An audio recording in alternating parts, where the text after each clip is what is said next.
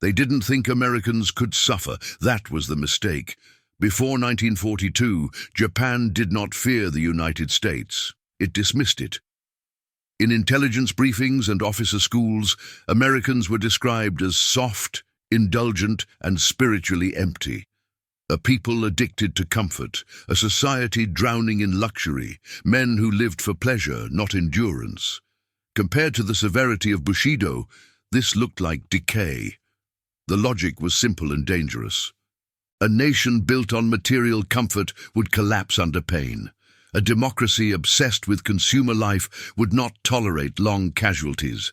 Strike hard, strike fast, and the Americans would retreat to their sofas and negotiations. Pearl Harbor was meant to prove that theory in one blow. Instead, it detonated it. Midway arrived like a slap across the face. In a few days, Japan lost carriers it could not replace. Guadalcanal was worse, not because of defeat alone, but because of what it revealed. The Americans did not panic. They adjusted. They learned faster than expected. They rotated units, absorbed losses, and kept coming back with improved tactics and heavier support. Reports from the front began to change tone. The enemy was no longer described as weak, but as disturbingly efficient. American soldiers did not seek glorious death. They sought objectives. They advanced under overwhelming fire, withdrew when necessary, and returned with more men, more guns, and more coordination. What Japanese planners had mistaken for moral weakness was actually systemic strength. American discipline did not come from spiritual devotion. It came from organization, training manuals, logistics chains, redundant command structures, replaceable units. If one battalion was shattered, another took its place without ceremony or hesitation. The decadent materialists were not fragile. They were scalable. The awakening was brutal. Japan had not struck a crumbling empire. It had struck an industrial organism capable of learning, adapting, and multiplying. The contempt evaporated. In its place emerged something far more dangerous than hatred: fear. Once fear took root, it had to be controlled. For the Japanese government and high command, acknowledging American strength created a dangerous problem. If the enemy was efficient, relentless, and impossible to stop, then surrender would become rational. And surrender was unacceptable. So fear was reshaped, redirected away from doubt, and turned into terror. The solution was dehumanization. American soldiers were no longer presented as enemies. They became oni, demons, monsters without honor, without restraint, without mercy. Japanese propaganda warned that capture by Americans did not mean imprisonment. It meant torture, rape, mutilation, pleasure taken in cruelty, death delayed for amusement. This narrative was pushed relentlessly. Pamphlets distributed to soldiers claimed that Americans did not take prisoners. Films shown to civilians depicted invading troops, laughing as they burned villages and brutalized families. The message was always the same: death was preferable to capture. One of the most extreme claims spread through propaganda units was that to become a U.S. Marine, an American had to murder his own parents, proof that these men had severed all human bonds. If they could kill their families, what would they do to strangers? This was not random exaggeration, it was psychological engineering. The Japanese state understood that fear could paralyze, but terror could mobilize. By turning Americans into inhuman beasts, surrender became unthinkable. Civilians were conditioned to believe that the moment an American soldier touched Japanese soil, absolute horror would follow.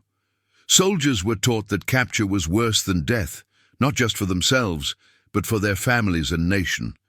The effect was visceral.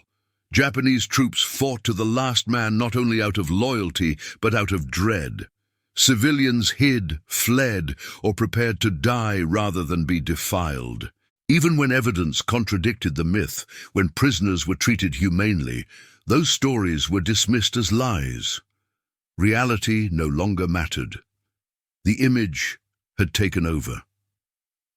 By the time American forces closed in on the home islands, Japan was not just fighting an enemy army, it was fighting the consequences of its own narrative, a population terrified into seeing annihilation as mercy. Fear had become a weapon, and it would soon turn inward. What finally broke Japanese morale was not courage. It was math. Japan's doctrine glorified the individual, heroic sacrifice, the decisive charge, the warrior's spirit overwhelming the enemy's will. The Banzai assault was not just a tactic, it was a belief. That human resolve, properly focused, could shatter any opponent. The Americans answered with steel. On island after island, Japanese soldiers watched a new kind of warfare unfold. Before the first Marines set foot on the beach, the sky roared. Artillery thundered for hours, sometimes days. Naval guns turned hills into dust. Bombers came in waves so dense they seemed endless. When the firing paused, it wasn't over. It was merely resetting. Then the infantry advanced, cautiously, methodically, behind walls of fire.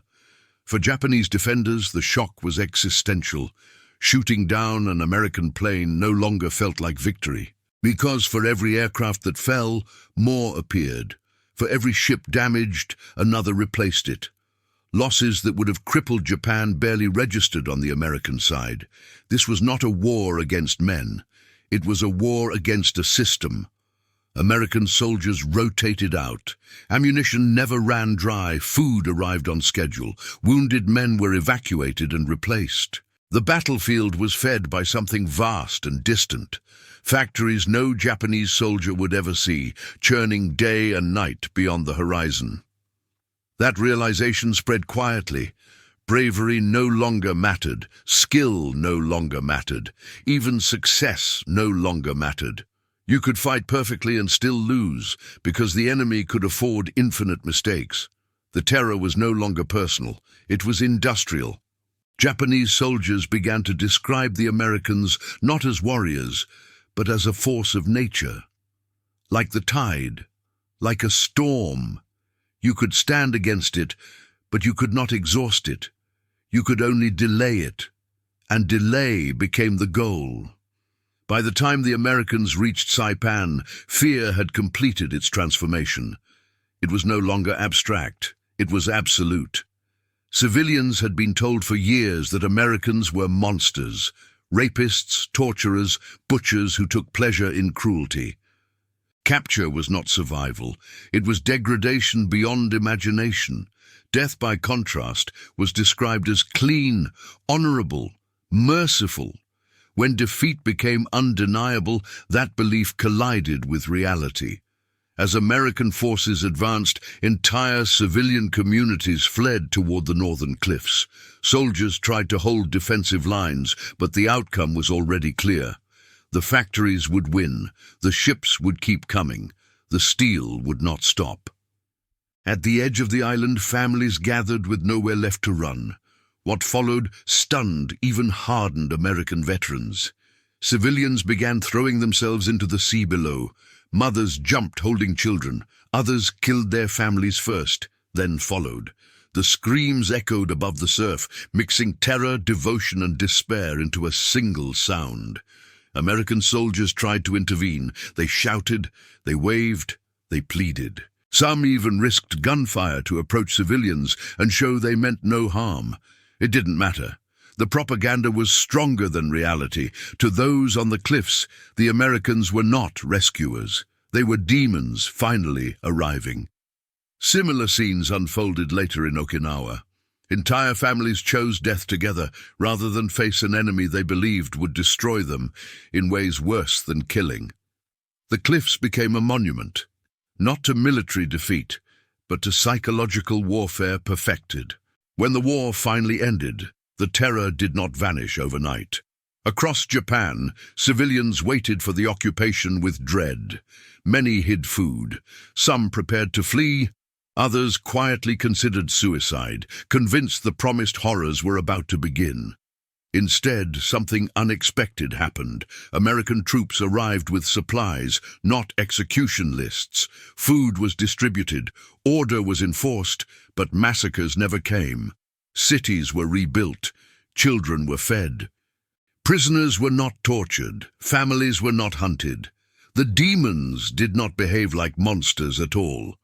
For many Japanese civilians, this was a profound psychological rupture. Years of indoctrination collapsed under daily reality.